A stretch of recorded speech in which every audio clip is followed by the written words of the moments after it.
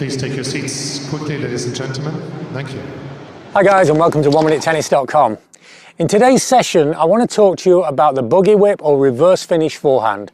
This is the forehand that's become way more prevalent in the last 10 years, although it began with Nadal a long time before that, where the stroke is played where we swing across, play the forehand, and then finish back on the same side of the body that we started.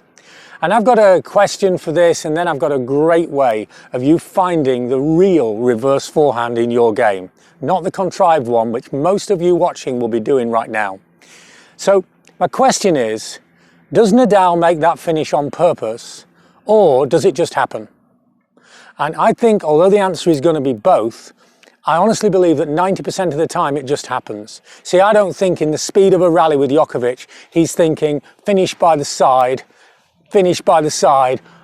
Oh, I know, reverse finish. I mean, those guys hit the ball pretty hard and they're moving pretty fast. I don't think that's happening.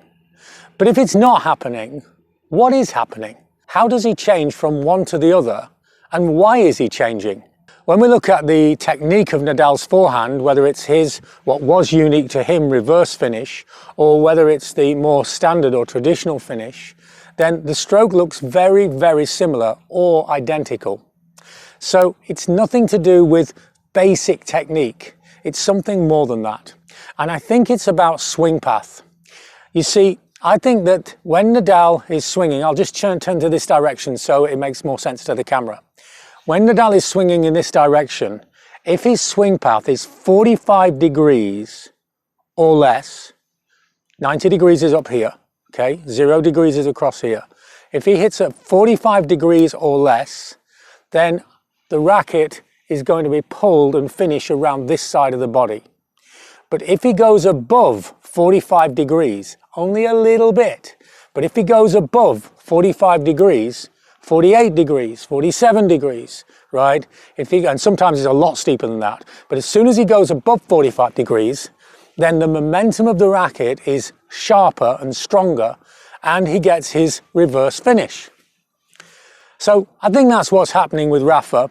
And now sometimes, because he knows he gets the ball higher and to kick more, and it's safer when he does a reverse finish, so sometimes he'll have made his mind up before he hits the ball. But the vast majority of the time, and when the real quality is there, the subconscious perfect zone state game, then no, he's not thinking. So that's what I think what's happening with Rafa. How can we apply this to your game? I've got a great idea, because we're going to learn this with feel. So what I've done here is I've taken a resistance band and I've fastened it to a fixture at the wall at the back of the court. The resistance band is normally used obviously for various exercises, for touching strength, etc. But we're going to use it for the feel of your swing path. So I've just looped this around and I'm now going to loop this through the racket. So now I've got something, I obviously can't swing any further than that, but now I've got some real resistance to the swing path of the racket. So if I go through the stroke, take the racket back to here, and then swing in a 45 degree or lower angle, I can feel the resistance on the racket here. I can feel it's been pulled back from the front of the racket. The resistance is on both sides of the frame.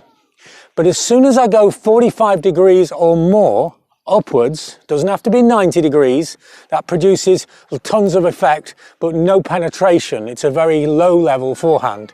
But if I go 45 degrees or more, then now the resistance is only on the top of the frame. See, I get one of them where the resistance is here, and one of them where the resistance is here. See, normal or flatter below 45 degrees, and it's here. Above 45 degrees, and it's here.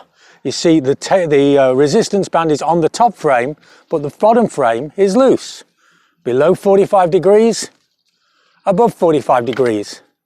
Now, by swinging this way, you can get the feel of what creates the buggy whip, or the reverse finish. And now I take away the resistance band, and I repeat the swing path that I just made, when I could feel it only pulling on the top of the racket, and suddenly I have a reverse finish that just happened. I didn't make that reverse finish. The reverse finish just happened. And when you do this, the racket speed will be amazing and the spin and effect on the ball will be fantastic. I'm not saying it's going to be quite as good as Rafa's, but it really does make a difference. I hope this makes sense. It's a really great way of finding the reverse finish without being contrived, without going through the stroke, and as we go to here, say, oh, I know, I'll put the racket there. See, look, this is contrived, and this is the motion that I'm suggesting that you make.